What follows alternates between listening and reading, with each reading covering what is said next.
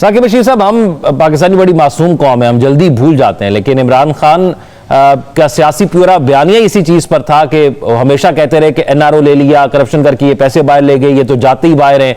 तो उनकी मजबूरी भी है कि वो अपने उस बयानिए से पीछे नहीं हट पाएंगे। अगर हटे तो फिर उनका वोटर उनसे हट जाएगा।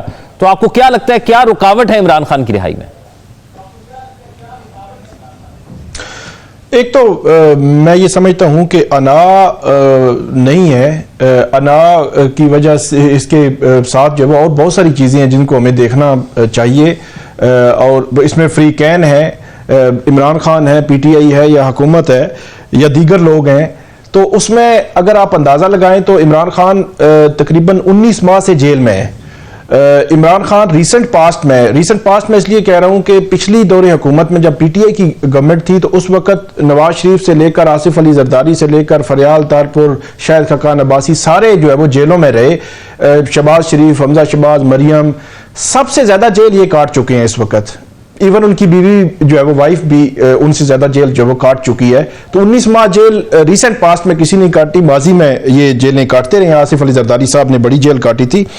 और इसके अलावा उनके खिलाफ जो केसेस बने हैं वो साइफर है, इद्दत है, तोशा खाना 1, 2, 3, 9 मई के केसेस हैं, दहशत गर्दी के केसेस हैं, जालसाजी के केसेस हैं, गैर कानूनी निकाह के केसेस हैं। उनमें दर्जनों केसेस में वो जमानतें भी ले चुके, कुछ में बरी भी हो चुके। 188 केसेस मैंने पिछले दिनों ये किया था, कत्ल के केसेस भी हैं, कत्ल के केस भी है उन पर। तो 188 केसेस थे। तो ये जो सिस्टम है वो सिस्टम भी तो देखे ना कि ये किस तरह जो है वो चल रहा है और किस तरह लेकर चल रहा है। ये सिर्फ मेरा ख्याल है कहना कि इमरान खान की अना है, ये मुनासिब नहीं है। इमरान खान एक पॉलिटिकल लीडर हैं। क्या 8 फरवरी से पहले उनको मैंडेट जो उनको पार्टी इलेक्शन लड़ने दिया गया? तो उसका जवाब तो बड़ा सिंपल और सादा सा है, नहीं लड़ने दिया गया। इसके बावजूद ही 8 फरवरी को क्या हुआ? इसका 8 फरवरी को बहुत कुछ नहीं हुआ तो 9 फरवरी आना पड़ा। फिर इलेक्शन के बाद वो मखसूस नशिस्तें कहां पे गई? तो एक ऐसे सवालात हैं जिनको मेरे ख्याल में सिर्फ हम उस अना के इर्द गिर्द नहीं लगा सकते कि उसकी अना है और एक बंदे की अना है, वो तो जेल काट रहा है। जेल में रहना जो है वो आसान नहीं होता। जहां आपने सवाल पूछा कि इमरान खान साहब के पास ऑप्शंस क्या है, ऑप्शंस फिर जब आप बड़े दावे करते हैं, आप दूसरों पर बहुत ज्यादा जो आपने बात की कि इमरान खान साहब कहते हैं कि ये डील करके बाहर आ गए और डील करके बाहर चले गए और इनकी ये ख्वाहिश है। मैंने आपको पहले भी बताया था कि जब अटक जेल में अगस्त 2023 में वो गए थे तो उसके 1 या 2 मत के बाद, जिसकी तस्दीक उन्होंने खुद की, उनकी जो बुशा बीबी है, वाइफ है, उन्होंने भी की थी, मीडिया के सामने की थी कि उनको ये ऑफर हुई थी कि वो चुपचाप करके 3 साल के लिए बैठ जाएं तो उनके मामलात जो है वो सेटल हो सकते हैं। तो अगस्त, सितंबर या अक्टूबर 2023 का और मार्च 2025 का उन्होंने वो डील एक्सेप्ट नहीं की। तो मेरा ख्याल में एक पॉलिटिकल लीडर होने के नाते उसको क्रेडिट भी जाना चाहिए कि कम से कम उन्होंने रेजिस्टेंस कुछ ना कुछ दिखाई है। बाकी उनके जिम्मे कोई जुर्म है, उनकी पार्टी ने 9 मई किया, वो मामलात वो उनको सेपरेटली, जाहिर सी बात है, वो अपना उनका व्यू है और वो अदालतों में लेकर चल रहे हैं। उनके पास ऑप्शंस, क्योंकि 26वीं तरमीम आ चुकी, बहुत सारी हुकूमत ने लेजिस्लेशन कर ली, हुकूमत का हाथ अब ऊपर है। पीटीआई के पास ऑप्शन 26 नवंबर को जो कुछ हुआ उसमें भी फ्री कैन है, 26 नवंबर में भी फ्री कैन है। लेकिन यह है कि क्योंकि हुकूमत है तो एक साइड जो है वो कमजोर हमें नजर आ रही है।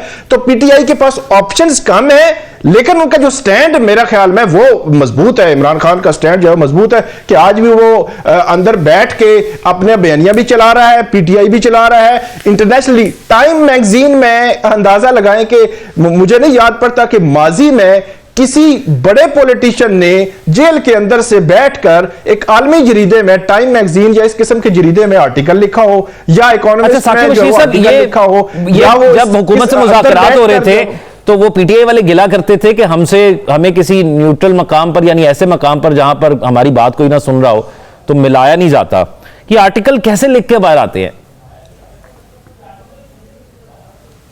अच्छा, ये आर्टिकल जो लिख के बाहर नहीं आते, आर्टिकल इस तरह बाहर आते हैं कि मैंने बहुत इसकी खोज लगाने की कोशिश की, या खतूत भी, या ये सारा कुछ होता यह है कि वहां के जो लीडरशिप जाती है, ये बहुत सारे केसेस पिछले चलते रहे हैं, तो इमरान खान साहब उनको पॉइंट्स देते हैं, 1 2 3 4 फॉर एग्जाम्पल टाइम मैगजीन से रब्ता हुआ, उन्होंने कहा कि हमें आर्टिकल चाहिए इमरान खान, या इन्होंने रब्ता किया कि इमरान खान आर्टिकल लिखना चाहते हैं, तो उसके बाद वो पॉइंट्स वो अपनी पार्टी लीडरशिप को किसी बंदे को बता देते हैं कि ये पॉइंट्स हैं, इन पे आप ये बात करेंगे, और उसके बाद वो बाहर आके उसको एक आर्टिकल शक्ल में जो है बाहर भेज देते हैं। ऐसा नहीं होता कि A to Z लफ्ज ब लफ्ज एक आर्टिकल अडियाला जेल से निकलता है और टाइम जो उसमें मैगजीन में जो है वो जाके पब्लिश हो जाता है, ऐसा बिल्कुल भी नहीं। ठीक है साकिब रशीद साहब, ये तो बिल्कुल ठीक बात साकिब साहब ने की यहाँ पर कि हम जज्बाती तो हैं इस चीज को लेकर, और फिर जो मनाजिर हमने उस जंग के दौरान देखे और फिर जो मनाजिर हम 2 दिन से देख रहे हैं वहां पर, जिस तरह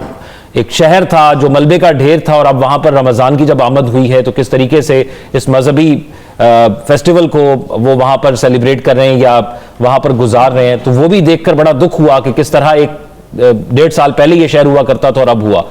तो फिर क्या होगा आगे मुस्तकबिल में? क्या इसको रीबिल्ड करने के लिए अरब ममालिक सामने आएंगे या फिर एक दफा मरहून मिन्नत अमेरिका के होना पड़ेगा?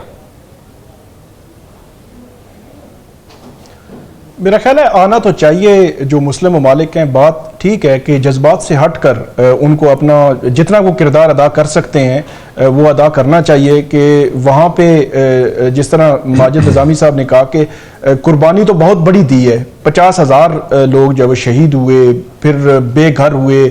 UN की एक रिपोर्ट में पढ़ रहा था, वहाँ पर बच्चे ख़वातीन बहुत ज़्यादा मुतासिर हुए इसमें, बल्कि बच्चों गिरफ्तार भी हुए। अभी रिसेंटली जो रिहाई हुई है उसमें 15 साल से कम उम्र भी 12 बच्चे जो है वो ये मौजूद हैं फ़लस्तीनी, जिनको जो है वो इसराइलियों ने गिरफ्तार किया था। तो उस लिहाज से तो अगर देखा जाए तो बहुत बड़ी कुर्बानी उन्होंने दी है। और जो कल मनाजिर और तस्वीर सामने आई है, मेरे ख्याल में वो बड़ी अफसोसनाक तस्वीर थी। मुस्लिम उम्मा को, मुस्लिम ममालिक को बहुत बड़ा रोल तो कैसे ये किरदार अदा कर सकेंगे, लेकिन फिर भी देखना चाहिए क्योंकि दुनिया इसको मुख्तलिफ एंगल से देख रही है। ट्रंप टोटल जो है मुख्तलिफ एंगल से देख रहा है। अब जो डेवलपमेंट यही है कि 6 हफ्ते के लिए जो इसमें सीज फायर में तोसी की है इसराइल की जानिब से की गई है, हमास भी इसको देख रहा है, उसमें रमजान की वजह से भी ये जो वो की गई है। अब अगला मरहला जो है वो बज़ाहिर तो अभी जो रिहाई हुई है इसराइलियों की 25 तकरीबन जो है वो जिंदा और 8 मुर्दा जो इसराइली कैदी थे या हमास की उस हिरासत में थे वो रिहा किए गए हैं। और 2000 के करीब जो फलस्तीनी थे या जो उनको जो है वो रिहा किया गया है। उसमें अब फर्दर देखना है कि ये मामला जो है वो कहां तक जाकर रुकते हैं। लेकिन बज़ाहिर जंग जो है वो रुकी हुई है। रमजान में ये कुछ नहीं होगा, सीज फायर रहेगा। मिस्र या कतर या अमेरिका जो इसमें सालिस हैं या अफ्रीकैन से जो बात कर रहे हैं, हमास और इसराइल के लोग जो उसमें शामिल हैं, वो बातचीत अब आगे चलेगी कि वो उसको अब कैसे और किस नैज तक लेकर जाना है। और मुस्तकिल जो फायरबंदी है या जंग बंदी का जो मामला है, क्या ये उस तक पहुंच सकेंगे? और फिर उसके बाद जो कैदियों के तबादले अभी रिसेंटली भी हुए हैं, इसमें कुछ ऐसे कैदी भी थे जो लिस्टें दी गई थी इसराइल को, जो पहले से कैद काट रहे थे, उनको सजाएं हो चुकी थी कई साल की, जिनका इस जंग के साथ ताल्लुक नहीं था, वो भी रिहा हुए हैं। तो इसका मतलब यह लग रहा है कि हमास अपने ज्यादा से ज्यादा कैदी जो है वो इसके बदले, इस सारे सिनेरियो के बदले जो है वो रिहा भी करवाना चाह रहा है।